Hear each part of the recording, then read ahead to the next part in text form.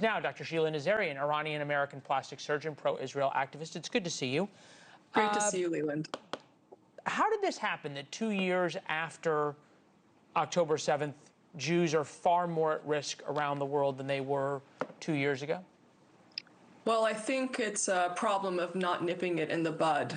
When we saw just days after October 7th, 2 years ago, on university campuses, before Israel had even retaliated or started to defend itself, you saw people saying, you know, resistance is justified and globalize the Intifada, and there was nothing done about it.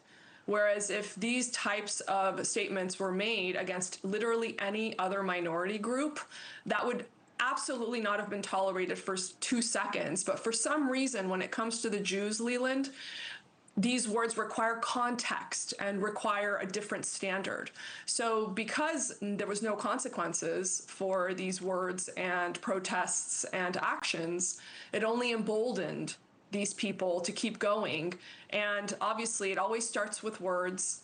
And if words are not stopped in their tracks, actions follow.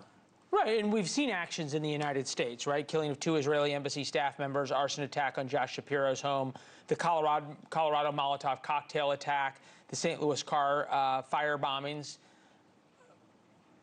The one thing that we have not seen, the one thing we've not seen in the United States is mass groups calling for attacks on Jews, like we've seen in the UK and in Spain and around most of Europe. How long till you think it comes here? You know, we've seen it on college campuses. We've seen them chant from the river to the sea. We've seen them chant globalize the Intifada. And then they tried to say Intifada means to shake things up. But you and I both know what Intifada means in Israel, with suicide bombers causing mass destruction and mass murder in the first and the second Intifada. We know what it means. So they can try to sugarcoat it. They can try to, you know, do it in a way that's more acceptable or tolerated in the U.S. But what it comes down to, Leland, you and I both know this should have been nipped in the bud early on. You know, the college campuses, the presidents that are no longer presidents on these campuses, including Columbia University, which is my alma mater, you know, they literally said, don't worry, we just gave them a portion of the quad to chant, you know, for 10-7 to happen 10,000 more times. Imagine if they would have said, don't worry, we only let the KKK have a portion of the quad to chant for the lynching of black people. It wouldn't have been tolerated. So I don't understand, you know, other than blatant and rotted anti-Semitism that has just been festering in these institutions for decades, why this sort of language is tolerated with the Jews that only make up 2% of the U.S. population. There's something different, though, I think, especially when you watch in the UK. You know, the Arab populations swelled in the UK and in France and in Spain and Belgium, other countries where it was seen as being tolerant to allow these groups in. Ireland, it comes to mind.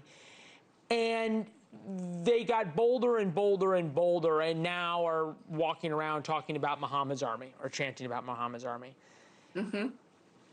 I get the feeling that there's people in the United States who share these feelings, not just on college campuses, but in areas with large Arab and Muslim populations. And I'm wondering if they feel the same level of boldness and enabling now, and how long till we see this really, and this is different than college campuses, here.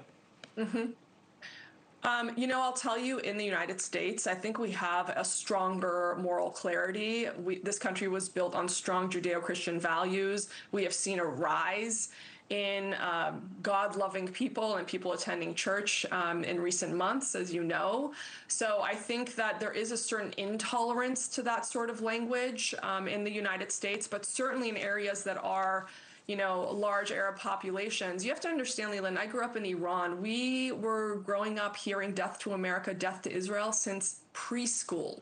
So you have to understand that these people are hearing it at the dinner table. This is what they've been taught since they were little. And I'm telling you, 4 years of college or critical thinking skills it's not gonna erase brainwashing since they were babies.